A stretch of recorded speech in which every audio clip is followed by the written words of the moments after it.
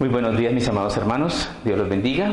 Sean todos bienvenidos a nuestro estudio. Estamos estudiando el libro del profeta Isaías, un libro antiquísimo, pero la palabra del Señor permanece para siempre. Y vamos a ver este estudio de una manera maravillosa, cómo obra Dios de maneras naturales, de formas sobrenaturales. Hoy en el capítulo 10 del libro de Isaías tendremos: nadie está exento de pagar las consecuencias de sus actos ante la ley de Dios. Que habrá leyes humanas a las cuales se les puede hacer el quite, eso es cierto, pero ante Dios, no. Allá paga o paga. Vamos a orar. Maravilloso Señor, Dios Todopoderoso, te damos gracias por tu gran piedad y tu inmensa misericordia. Delante de ti venimos, amado Padre, para inquirir en tu libro, Señor. Te pedimos a ti, oh Dios omnipotente, que nos des sabiduría, discernimiento y revelación en el conocimiento de tu preciosa verdad, sabiendo, Señor, que toda tu palabra es inspirada por Dios, útil para instruir, para corregir, a fin de que el hombre de Dios sea perfecto, enteramente preparado para toda buena obra. Danos, Señor, sabiduría en el discernimiento de tu palabra y danos inteligencia para aplicarla a nuestra vida. Este libro son las instrucciones, mandamientos y ordenanzas del Dios dueño del cielo y de la tierra, que demanda de todo aquel que quiera ir al cielo obediencia. Ayúdanos y enséñanos, Señor, a obedecer rectamente tu palabra, a entender, Señor, que contigo no hay negociaciones, Señor. O somos obedientes o somos desobedientes. Guarda nuestra fe, Padre Celestial, en ti, y danos, Señor, la sobriedad y la sensatez para obedecer tu palabra de tal manera que obtengamos el propósito de la fe, la salvación de nuestra alma. En tus manos encomendamos nuestra vida y te pedimos, oh Señor, tu preciosa bendición, derrama de tu divina gracia sobre cada uno de nosotros y camina con nosotros y vive con nosotros la vida que nos corresponde vivir, Padre Santo. Gracias te damos, precioso Dios, sé propicio a cada necesidad conforme a tu inmensa bondad. Extiende tu mano, Señor, tócanos y sánanos. Extiende tu mano, precioso Dios, y bendícenos. En tus manos encomendamos nuestra vida. Bendecimos, Señor, al pueblo de Israel. Oramos por la paz de Jerusalén. Oramos por tu pueblo, Señor, porque si aún hoy son rebeldes al mensaje de tu Hijo Jesucristo, siguen siendo tu pueblo escogido. Pedimos por la paz de Jerusalén, por la protección de cada judío, Señor, que tú los guardes y los bendigas y los protejas. Gracias te damos, amado Dios, por todo lo que haces, Señor, en nuestras vidas, en el nombre de Cristo Jesús, nuestro amado Salvador. Amén. Sean todos bienvenidos, mis amados hermanos. Podemos sentarnos.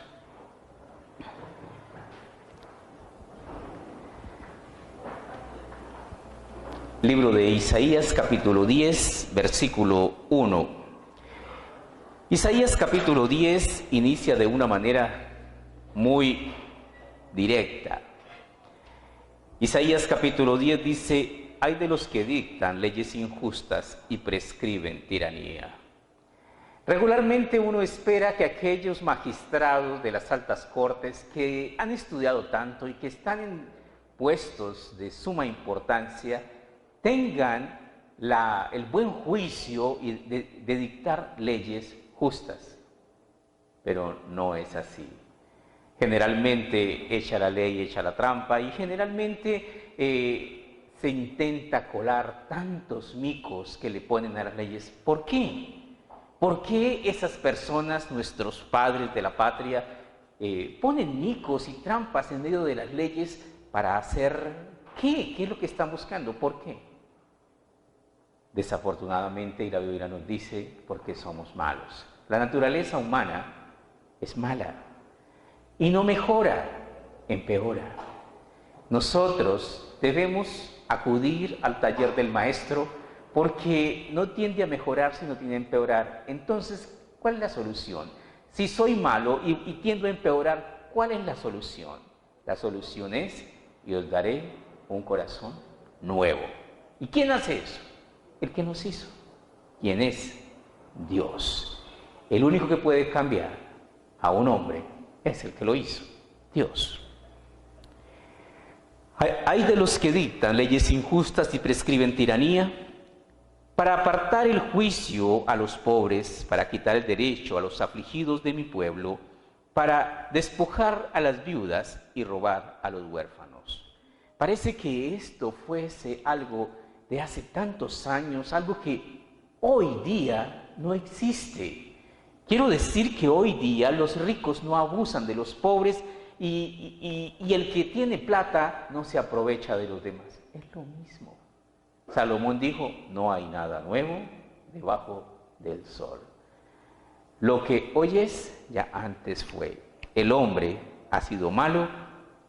Desafortunadamente hay inmunidad en muchas personas de aquellos que dictan y dirigen las riendas de nuestro país. Son intocables. Pero nadie escapa del juicio de Dios. Puede que de la justicia humana puedan escapar, pero de la divina nunca. Dice nuevamente el versículo 2, para apartar el juicio de los pobres. Un pobre no tiene la misma, los mismos herramientas que un rico. ¿Por qué? Porque un pobre no puede pagar un buen abogado. Porque un rico no solo paga un buen abogado, sino un pool de abogados. Porque a través del dinero todo se puede comprar. Bueno, casi todo se puede comprar. Y todo esto lo que está hablando es de una corrupción moral y social tan impresionante que aquellas personas que tenían inmunidad, que se consideraban los dueños de todo, descaradamente torcían las leyes para robar y saquear ¿a quién? A todos los que pudiesen, especialmente a los pobres, a los huérfanos y a todos. El versículo 3 dice, ¿y qué haréis en el día del castigo? ¿A quién os acogeréis para que os ayude cuando venga de lejos el asolamiento? ¿En dónde dejaréis vuestra gloria? ¿Qué quiere decir esto? Hay personas que tienen inmunidad diplomática, hay personas que no se pueden tocar, pero Dios no respeta eso. Dios mete el dedo en la llaga, ¿a quién? Y nos dice la palabra del Señor, dice, en su seno le dará el pago. O sea, frente a frente, cara a cara, mirándolo a los ojos, le dará la sentencia justa de lo que se merece por lo que haya hecho. Libro de Eclesiastés, capítulo 3, versículo 16. Eclesiastés 3:16. Eclesiastés, capítulo 3, versículo 16. Salomón, uno de los hombres, o por así decirlo, el hombre más sabio, tiene unas apreciaciones para darnos acá. Eclesiastés 3:16 dice, vi más debajo del sol, en lugar de juicio, allí impiedad, en lugar de justicia, allí iniquidad. Y dije yo en mi corazón, al justo y al impío juzgará Dios, porque allí hay un tiempo para todo lo que se quiere y para todo lo que se hace. ¿Hay un tiempo de qué? De juicio. Todo lo que se quiere y todo lo que se hace irá a juicio. No hay escape para nadie. Apocalipsis capítulo 20, versículo 11. Libro de Apocalipsis, libro de las revelaciones, en el capítulo 20, en el versículo 11, llegando al final de la historia de la humanidad en la tierra, dice lo siguiente: vi un gran trono blanco y el que estaba sentado en él, delante del cual huyeron la tierra y el cielo. ¿Qué quiere decir esto? Huyeron la tierra del cielo, y el cielo quiere decir desaparecieron, dejaron de existir, ya no existen más. Dios dice en su palabra, cielo y tierra pasarán, pero mis palabras no pasarán. ¿Qué va a pasar en un futuro? Esta tierra fue hecha para ser destruida, reservada para el fuego. Y esto es lo que nos dice acá.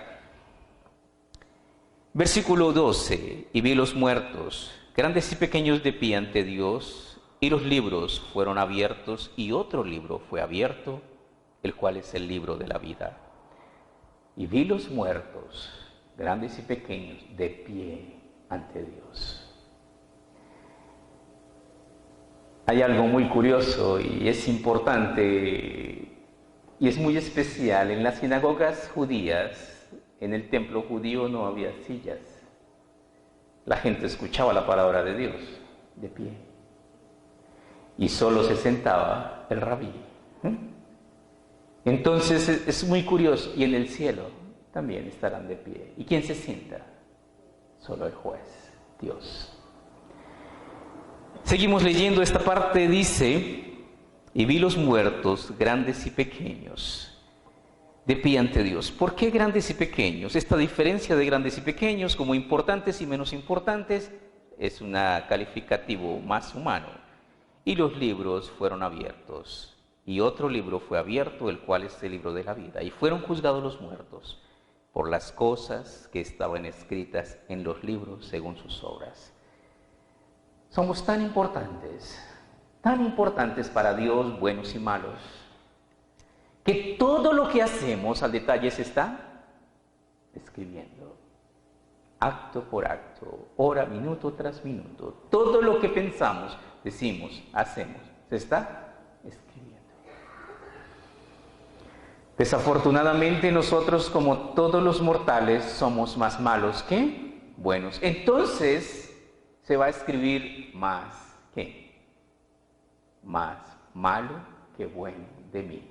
Y si pesa más lo malo que lo bueno, pues, pero hay otra opción. ¿Cuál es? Si confesamos nuestros pecados, ¿qué? Él es fiel y justo para borrar nuestros pecados y limpiarnos de toda maldad. ¿Qué quiere decir esto? O sea, primero debo entender, es como jugar un partido y usted ya sabe el resultado. ¿Y cuál es el resultado? Perdió. Pero hay una opción para cambiar ese resultado. ¿Cuál? Si usted confiesa sus pecados, el resultado será ganó. Pero cada uno tiene que tomar esa decisión. Entonces sigue diciéndonos acá el versículo 13, dice, el mar entregó los muertos que había en él, la muerte de Hades entregaron los muertos que había en ellos y fueron juzgados cada uno según sus obras. Tenemos en el versículo 12, hay un libro especial. ¿Y cuál es? El libro de la vida. Aquella persona que escriba su nombre en el libro de la vida no será juzgada por sus obras. ¿Por qué? Porque el Cordero que dio su vida pagó por todos sus pecados. Entonces tiene inmunidad. No quiere decir inmunidad para pecar, pero será exonerado de todos sus pecados. Aquel que confiesa sus pecados, aquel que persevera en el camino de Dios, como Dios nos dice, ven y séme fiel, ¿hasta dónde? Hasta la muerte. Y te daré la corona de vida. Usted pudo haber conocido de la palabra de Dios y pudo haber obedecido la palabra de Dios 20 años. Y con eso, ¿será que ya es suficiente para mi pensión espiritual? ¿Sabes cuál es la respuesta? No. Dice la palabra del Señor, si el justo, ¿con qué? Con dificultad se salva. ¿Dónde aparecerá el impío y el pecador? Aparecerá en el infierno, indudablemente. Quiere decir que debemos esforzarnos cada día. ¿Por qué? Porque la lucha de la fe es cada día. Y nunca desistir de nuestra lucha. Volvemos a nuestro libro en Isaías. Dice en Isaías, ¿qué haréis en el día del castigo? ¿A quién os acogeréis para que os ayude cuando venga de lejos el asolamiento? ¿En dónde dejaréis vuestra gloria? Dios estaba hablándoles acerca del castigo que venía. ¿Y quién venía? Asiria venía. ¿A qué? A robarles todo, a esclavizarlos, a dejarlos, alguien diría, como Dios los echó al mundo. Sí. ¿Por qué? Por su soberbia, por su altivez, porque decidieron deliberadamente abandonar a Dios. Y el Señor los ha llamado reiteradas veces volved a mí, escuchen mi reprensión, atiendan lo que les estoy diciendo. No quisieron. Querían y les gustaba vivir una vida vendida al pecado. Querían ser como los otros pueblos. Y entonces el Señor, respetando el libre albedrío, los dejó.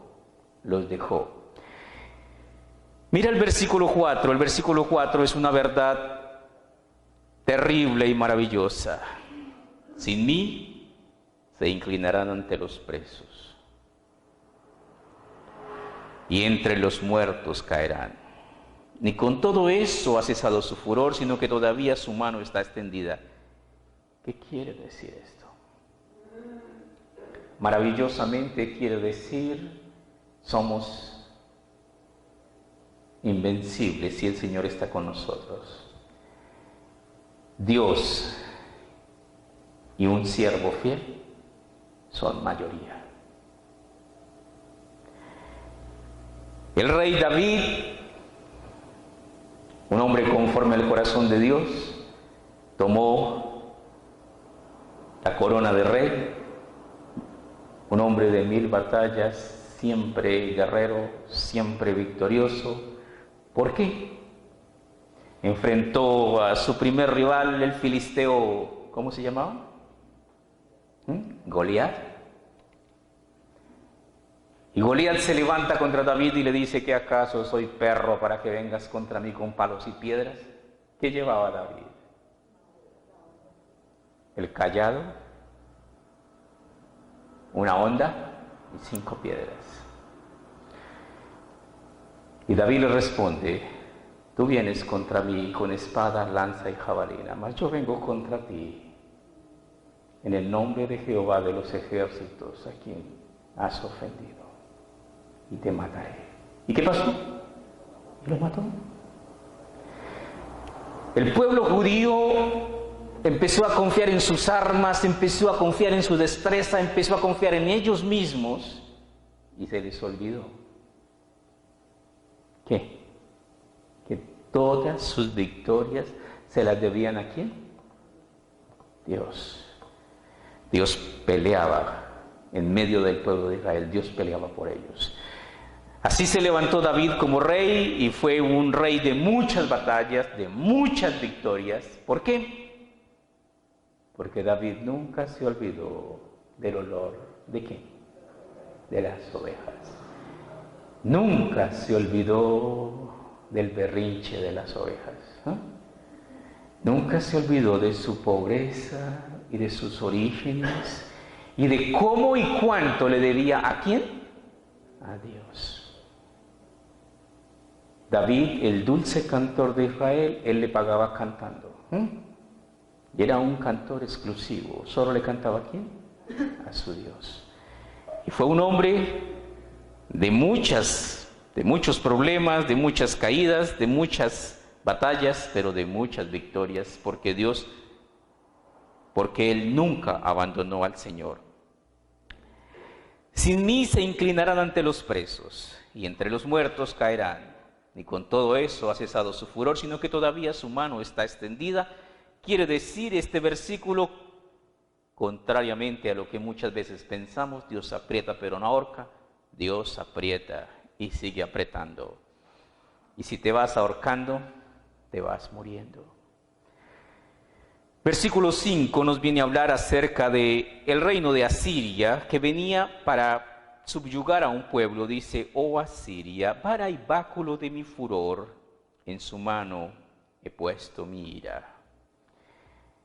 Le mandaré contra una nación pérfida, infiel, y sobre el pueblo de mi ira le enviaré para que quite despojos, arrebate presa y lo ponga para ser hollado como lodo de las calles. ¿Qué pasó? Los van a pisar, los van a volver, los van a destrozar. ¿Por qué? Porque nada bueno nos espera fuera de las manos protectoras. ¿De quién? De Dios. Pero no entendieron. Aunque él no lo pensará así, ni su corazón lo imaginará de esta manera, sino que en su pensamiento será desarraigar y cortar naciones no pocas. ¿Qué quiere decir esto? Dios obra de maneras naturales y hace juicios. Dios traía a los asirios para que cumpliesen el juicio de Dios sobre su pueblo. Pero ni siquiera los asirios sabían. Muchas personas ni tienen idea de lo que hacen y están cumpliendo perfectamente todas las profecías que la Biblia ha escrito. Seguimos leyendo aquí, nos sigue diciendo, versículo 8, porque él dice, mis príncipes no son todos reyes, no es Calmo como Carquemis, Amatat como Arfad y Samaria como Damasco. ¿Cómo halló mi mano los reinos de los ídolos, siendo sus imágenes más que las de Jerusalén y de Samaria? Como hice a Samaria y a sus ídolos, haré también así a Jerusalén y a sus ídolos. ¿Qué quiere decir esto? Aquí viene uno de los errores más comunes de los enemigos de Israel. ¿Cuál es? No observan detenidamente a su enemigo. Israel, el pueblo judío, es un pueblo pequeño, muy pequeño, y diríamos en territorio pues insignificante, pero tienen mucho poder armamentista, pero tienen el arma más poderosa del universo, Dios. Dios está con ellos, aunque ellos no estén con Dios, pero Dios sigue estando con ellos. Si fuéramos infieles, ¿qué dice? Él permanece fiel. Él no puede negarse a sí mismo. El pueblo judío hoy día no cree en Jesucristo, pero Jesucristo sigue siendo el Dios de ellos, así no crean en Él. Pero llegará el día en que creerán y entonces reverdecerán. Tenemos acá como se ha repetido a través de la historia. Muchas personas, entre ellos los asirios, menospreciaron la insignificancia del reino de Judá. Y realmente muchas personas pueden decir, esa cosita, eso no es lo que se ve, sino lo que no se ve. Es el Dios de los judíos. La Biblia es un libro antiquísimo y habla maravillosamente de proezas de Dios, pero el centro de la profecía es Jerusalén, es Israel. Y es maravilloso ver que Israel es real. Existe un pueblo que es del que habla toda la Biblia. Y fue el pueblo de Dios. Y es el pueblo de Dios. Y seguirá siendo el pueblo de Dios. Y es deber de nosotros como creyentes orar por la paz de Jerusalén y orar por los judíos.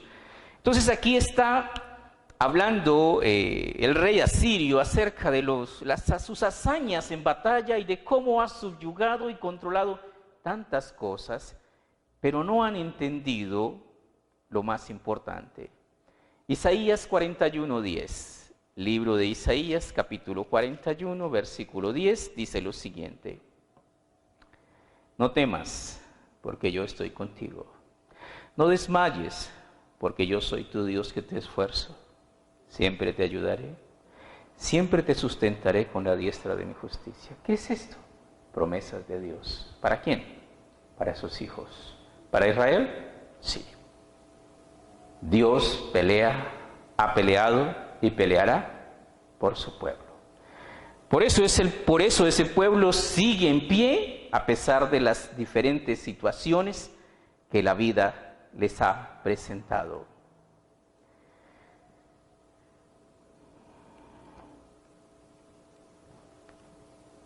Salmo 127.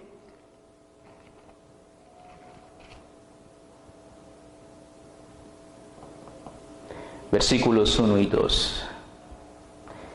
Estos versículos son de verdadera importancia. Si nosotros los entendiésemos, nunca nos apartaríamos de él. Dice, si Jehová no edificare la casa, en vano trabajan los que la edifican. Si Jehová no guardare la ciudad, en vano verá la guardia. ¿Qué quiere decir eso? Si el Señor está con nosotros, podemos dormir tranquilos, podemos estar confiados. ¿Qué hará Dios? Bueno, lo primero que nosotros debemos entender, no hay nada imposible. ¿Para quién? Para Dios. ¿Cómo se solucionará este problema? No se preocupe, que el Señor lo solucionará de alguna de las muchas maneras que tiene para solucionarlo. Por demás es que os levantéis de madrugada y vayáis tarde a reposar, y que comáis pan de dolores, pues que a su amado dará Dios el sueño. ¿Qué quiere decir eso? No viváis en angustia, no os afanéis por vuestra vida. Confiad. ¿En qué? En Dios. Porque por fe andamos y no por vista. ¿Y qué es la fe? Hebreos 11:1 nos dice, pues la fe, la certeza de lo que se espera, la convicción de lo que no se ve. O sea que la fe no se ve, pero debemos tener fe, porque sin fe es imposible agradar a Dios. Tenemos entonces acá que el pueblo judío, el pueblo de Israel, tiene un Dios maravilloso y es el Dios nuestro, que igualmente es el mismo maravilloso. Dice, como hice a Samaria y a sus ídolos, haré también así a Jerusalén y a sus ídolos. Aquí tenemos el gran error del rey de Asiria. Y es que Samaria tenía ídolos, sus becerros de oro y su idolatría, y lugares altos de adoración por todas partes. Pero Jerusalén tenía el templo de Dios, en donde había un trono, y se adoraba al que está sentado en el trono, pero no se ve a nadie sentado en el trono. ¿Por qué? Porque nuestro Dios es invisible, omnipresente. Entonces tenemos acá, este es el error que muchas grandes potencias han cometido y lo han pagado con creces. ¿Cuál? No conocen o menosprecian a su enemigo. Si tú te echas a Dios como tu enemigo, te matará. Y tenemos acá entonces, pero acontecerá que después que el Señor haya acabado toda su obra en el monte de Sión y en Jerusalén, castigará el fruto de la soberbia del corazón de Asiria y la gloria de la altivez de sus ojos. Todo tiene un plan y un propósito. Todo está perfectamente diseñado. Porque dijo, con el poder de mi mano lo he hecho y con mi sabiduría, porque he sido prudente, quité los territorios de los pueblos y saqué sus tesoros y derribé como valientes a los que estaban sentados. O sea que acabé con muchos reyes y les quité, les robé y hice. Y halló mi mano como unido las riquezas de los pueblos, y como se recogen los huevos abandonados, así me apoderé yo de toda la tierra, y no hubo quien moviese ala, ni abriese boca y graznase. ¿Qué quiere decir eso? Todos asustaditos, todos calladitos, sí. Pero muchas veces no miramos como el marrano. ¿Hacia dónde? Hacia arriba.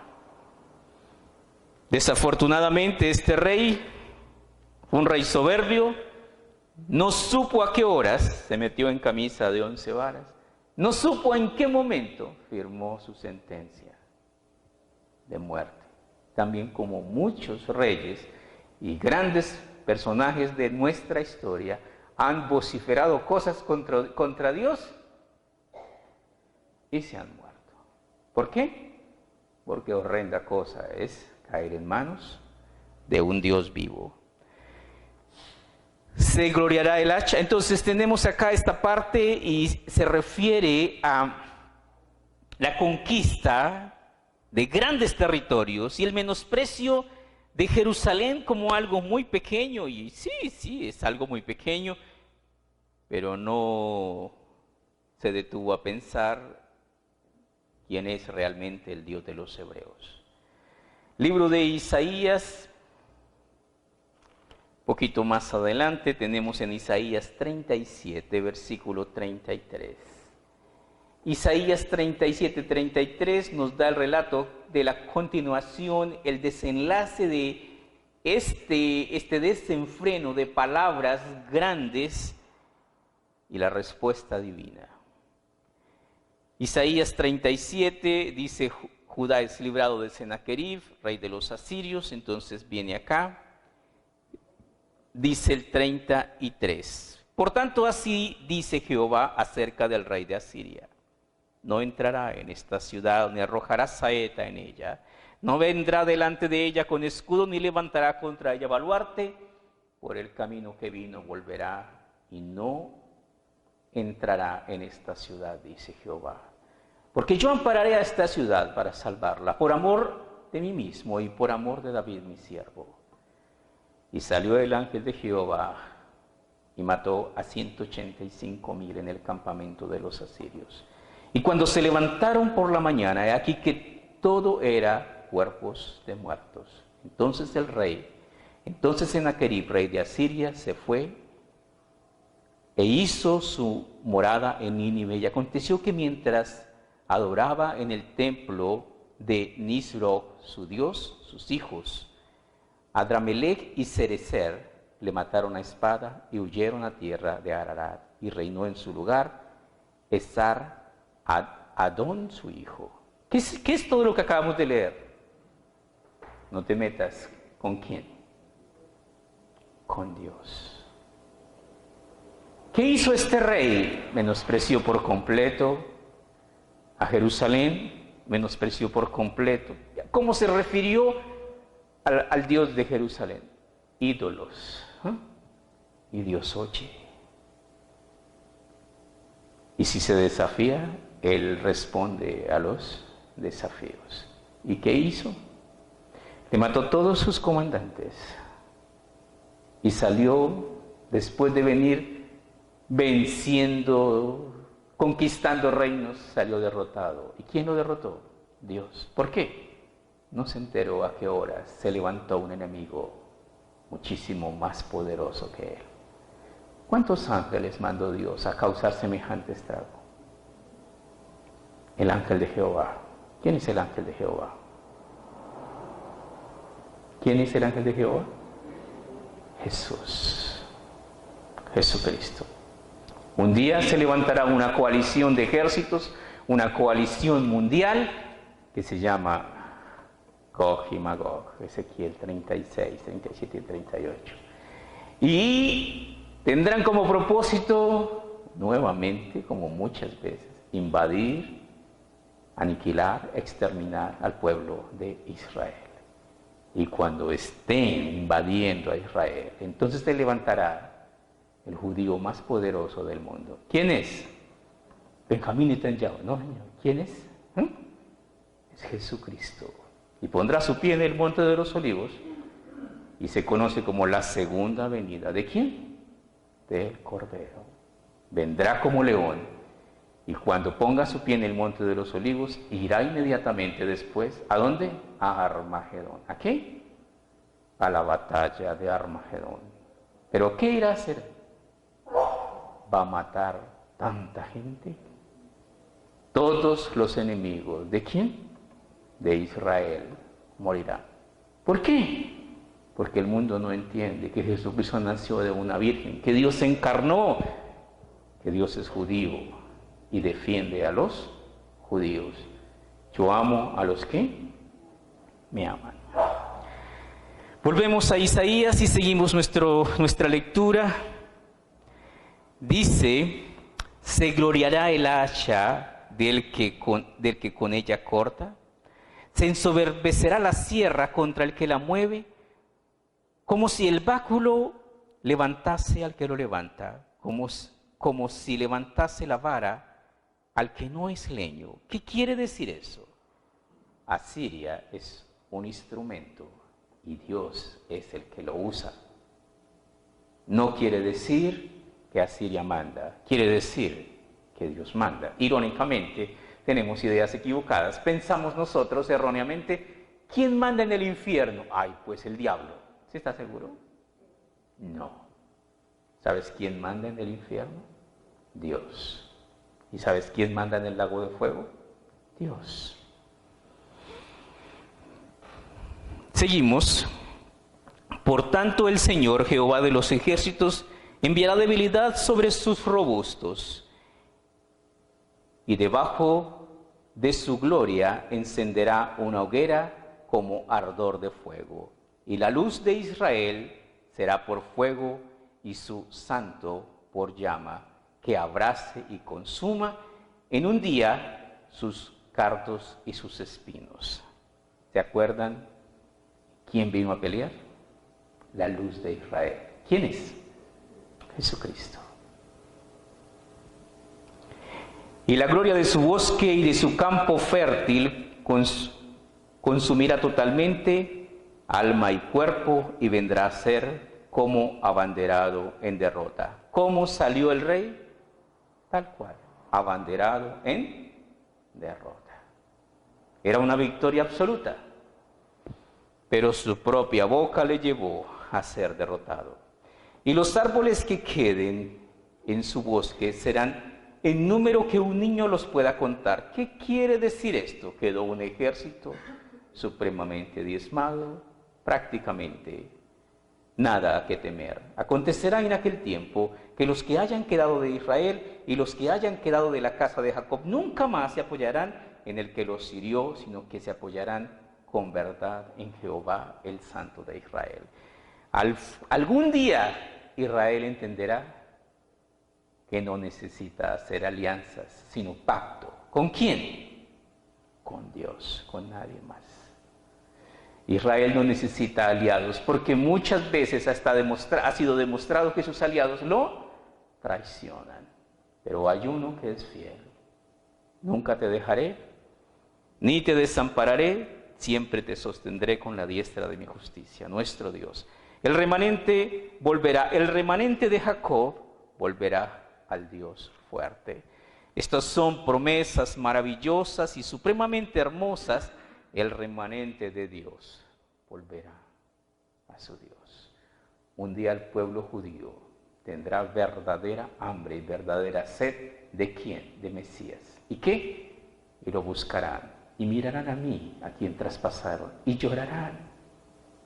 Y entonces los judíos abrirán su corazón para creer en el Mesías. Porque si tu pueblo Israel fuere como la arena del mar, el remanente, él volverá. La destrucción acordada rebosará justicia. ¿Qué quiere decir esto? Los métodos de Dios dan buenos resultados. Pues el Señor Jehová de los ejércitos hará consumación ya determinada en medio de la tierra. Por tanto, el Señor Jehová de los ejércitos dice así: pueblo mío, morador de Sión, no temas de Asiria. Con vara te herirá y contra ti alzará su palo, a la manera de Egipto. Mas de aquí a poco tiempo se acabará mi furor y mi enojo para destrucción de ellos. Y levantará Jehová de los ejércitos azote contra él, como la matanza de Madián en la peña de Oreb, y alzará su vara sobre el mar, como hizo por la vía de Egipto. Acontecerá en aquel tiempo que su carga será quitada de tu hombro y su yugo de tu cerviz, y el yugo se pudrirá a causa de la unción. Esto es algo maravilloso. ¿Qué es Dios? Conoce los tiempos. Dios sabe todas las cosas que vienen en lo futuro tocante con nosotros. ¿Quién subyugó a Asiria? Babilonia, en el año 1760 a.C. Y Babilonia deportó al pueblo de Israel. Pero después que el proceso de disciplina, 70 años, estuvo Israel como esclavo en Babilonia, Israel regresó a su pueblo, el remanente volvió. Vino hasta Ahad, pasó hasta Migrón. En Migmag contará su ejército. Pasaron el vado, se alojaron en Geba. Ramá tembló, Gaaba de Saúl huyó. Grita en alta voz, hija de Galín, haz que se oiga hacia Laís, pobrecilla Anatot. Admena se alborotó, los moradores de Gebim huyeron. Aún vendrá día cuando reposará Nod, alzará su mano al monte de la hija de Sión, al collado de Jerusalén. Esto es una profecía doble, tomándola como el rey de Asiria, pero también se refiere a las tropas de Gog y Magog, a la gran invasión que se dará al final de la gran tribulación. He aquí el Señor Jehová de los ejércitos desgajará el ramaje con violencia, y los árboles de gran altura serán cortados y los altos serán humillados, y cortará con hierro la espesura del bosque, y el Líbano caerá con estruendo. ¿Qué es esto? Cuando Jesucristo regrese, todo ojo le verá, toda rodilla se doblará, toda lengua confesará que Jesucristo es el Señor, para gloria de Dios Padre. Y los muertos por la espada de Jehová serán muchos. Algunas personas han dicho quizás más que la Primera y la Segunda Guerra Mundial unidos. Quizás más que la Primera y la Segunda Guerra Mundial unidos. ¿Por qué? Porque durante el tiempo de la tribulación se impondrá una marca y nadie podrá comprar ni vender sino el que reciba la marca. Y esa marca se va a colocar en la frente o en la mano derecha. Todo el que reciba la marca morirá. Ahora solo pregúntese, ¿cuántas personas en el mundo recibirán la marca? Una amplia mayoría. ¿Cuántas personas en el mundo morirán en la segunda venida? Una amplia mayoría. Durante 6 meses enterrarán los muertos con maquinarias en fosos comunes, porque serán ¿qué? Muchos. Libro de Josué, capítulo 1, versículo 9. Vamos aquí terminando, Josué 1:9. En el libro de Josué, Dios mismo le aconseja a Josué algo que debe hacer. Josué 1:9, y le dice así: mira que te mando que te esfuerces y seas valiente. No temas ni desmayes, porque Jehová tu Dios estará contigo donde quiera que vayas. Eso es maravilloso. ¿Esa promesa es para nosotros? Sí. ¿Por qué? Porque Jesucristo nos dijo que yo estoy con vosotros todos los días. ¿Hasta cuándo? Hasta el fin del mundo. Y si el Señor está con nosotros, somos más que vencedores. Todo es posible. Dios es nuestro amparo, nuestra fortaleza, nuestro pronto auxilio en las tribulaciones. Vamos a orar. Maravilloso Señor, Dios de bondades, Dios de misericordia, Dios de proezas, Jehová de los ejércitos, Dios guerrero. Delante de ti venimos, amadísimo Padre, a reconocer que tú amas la verdad en lo íntimo y en lo secreto me has hecho comprender sabiduría. Bienaventurado el hombre a quien tú no inculpas de pecado, Señor. Bienaventurado el hombre que sus transgresiones han sido borradas. Y tú nos has dado, Señor, la oportunidad de reconocer nuestras faltas, Señor, de venir ante ti, Señor. Y os daré un corazón nuevo y un espíritu recto. Te pedimos, amado Señor, que traigas tu preciosa y divina gracia y tu divina presencia a cada uno de nosotros. Que perdones nuestros pecados, que nos des, Señor, más de tu divino Espíritu, Señor. Bendícenos, amado Dios. Ahora que nos disponemos, Padre Celestial, a tomar la bendición de la Santa Cena, que seas tú, Señor, renovando ese pacto maravilloso que has puesto al alcance de cada uno de nosotros. Bendícenos y ayúdanos a entender que por más grande que sea nuestro enemigo, jamás será mayor que nuestro Dios. Que no hay nadie por encima de ti. Gracias te damos, Señor, porque nos amas, porque nos ayudas, porque nos ofreces tu ayuda, porque nos muestras y nos enseñas tus mandamientos. Gracias, precioso Señor, en el nombre de Cristo Jesús. Amén. Puestos de pie, por favor, mis amados hermanos. Primera de Corintios, capítulo 11, versículo 23 en adelante, el apóstol Pablo nos escribe las instrucciones acerca de la Santa Cena y leemos así: porque yo recibí del Señor lo que también os he enseñado, que el Señor Jesús, la noche en que fue entregado, tomó pan, y habiendo dado gracias, lo partió y dijo: tomad, comed, esto es mi cuerpo, que por vosotros es partido, haced esto en memoria de mí. Asimismo tomó también la copa después de haber cenado, diciendo: esta copa es el nuevo pacto en mi sangre, haced esto todas las veces que la bebieres en memoria de mí. Así pues, todas las veces que comieres este pan y bebieres esta copa, la muerte del Señor anunciáis hasta que Él venga. El nuevo pacto es el pan y la copa. La copa representa la sangre de Cristo y sin derramamiento de sangre no hay remisión de pecados.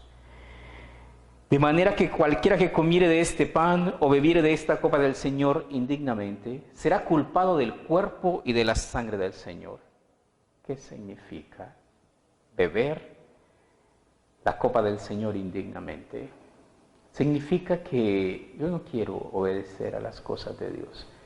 Yo estoy aquí porque me invitó un amigo y es que yo quiero saber, a veces, ¿a qué sabe ese pan? Es pan normal. ¿Y a qué sabe esa agua que echan ahí? Es jugo de uva. Si solo lo hace por curiosidad, tenga cuidado. ¿Por qué? Porque Dios es fuego consumidor y es mejor no jugar con fuego. Luego nos sigue diciendo: por tanto, pruébese cada uno a sí mismo y coma así del pan y beba de la copa. Versículo 28 es supremamente hermoso y claro: examínese. A través del pacto nos acercamos a un Dios santo y yo tengo que aprender a estar en santidad frente a un Dios santo. De lo contrario, su santidad me matará. Dios le dijo a Moisés: pídeme lo que quieras. Y Moisés le dijo a Dios: quiero ver tu rostro. Y Dios le respondió a Moisés: no puedes ver mi rostro. No hay quien me vea cara a cara y viva. Precisamente por nuestra condición pecaminosa, porque el que come y bebe indignamente sin discernir el cuerpo del Señor, juicio come y bebe para sí, por lo cual hay muchos enfermos y debilitados entre vosotros y muchos han muerto.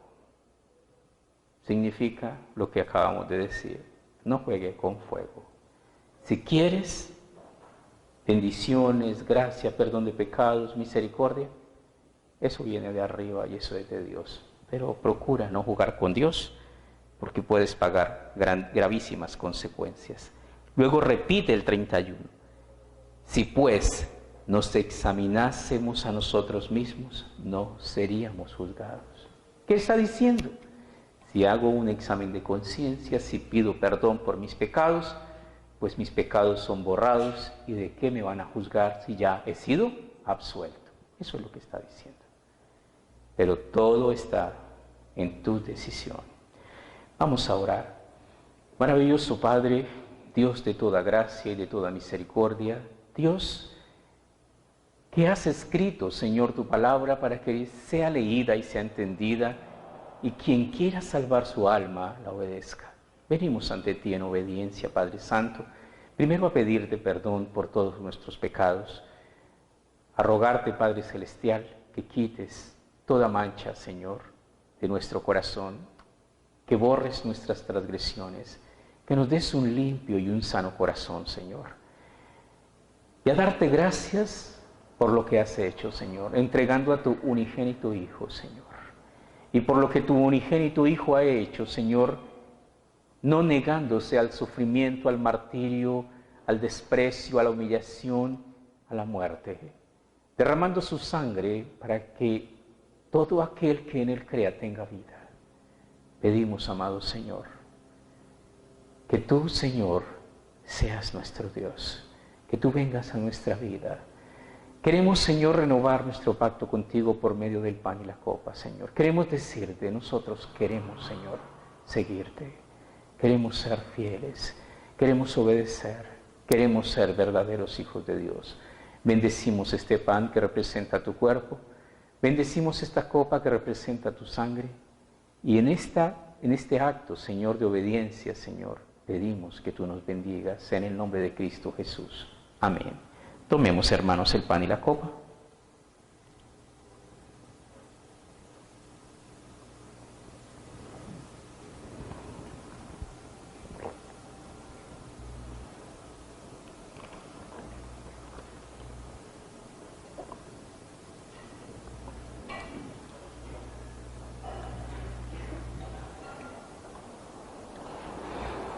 Terminamos en Hebreos 10:38, libro de Hebreos, capítulo 10.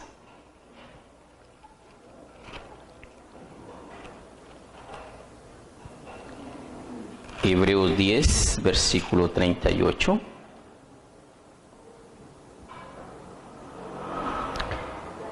Mas el justo vivirá por la fe, y si retrocediere, no agradará mi alma. ¿Qué quiere decir esto? Dios es un Dios que nos llama a ser personas de fe, pero que nuestra fe sea constante. Mas el justo por la fe vivirá, y si retrocediere, no agradará mi alma. ¿De qué se agrada a Dios? De que sus hijos lleguen a su casa, de que obtengamos el propósito de nuestra fe, el cual es la salvación de nuestra alma. Maravilloso Padre, te damos gracias por tu palabra preciosa, llena de instrucciones, mandamientos, ordenanzas, que tú has decretado para todos sus siervos. Gracias te damos, Señor, porque nos enseñas provechosamente el camino que debemos seguir y cómo debe ser un verdadero hijo de Dios. Guarda el depósito de nuestra fe en ti y llénanos de gozo, Padre Celestial, para vivir en la vida que nos haya tocado vivir con gozo, sabiendo que un día veremos tu rostro, sabiendo que un día heredaremos todas las cosas, sabiendo que en la casa de mi Padre muchas moradas hay. Bendito seas, precioso Dios, por todas tus preciosísimas y grandísimas promesas, Señor. Pedimos, Señor, tu bendición. Bendice nuestra familia, bendice nuestros hogares, bendice nuestros hijos. Gracias te damos en todo y por todo, Padre Santo. Bendice lo que voluntariamente apartamos en diezmos y ofrendas y te rogamos que nos ayudes a entender por qué debo dar, porque tú lo ordenas, porque tenemos que aprender a obedecer. La Biblia es un libro escrito en lenguaje militar y en el lenguaje militar las órdenes se cumplen o la milicia se acaba. Las órdenes no se razonan ni se distorsionan. Se deben cumplir al pie de la letra. Si esto supieres, bienaventurados seréis si lo hicieres. Llena nuestra vida, Señor, de tu gracia, de tu amor y de tu misericordia. Gracias en todo y por todo, en el nombre de Cristo Jesús, nuestro Salvador. Amén.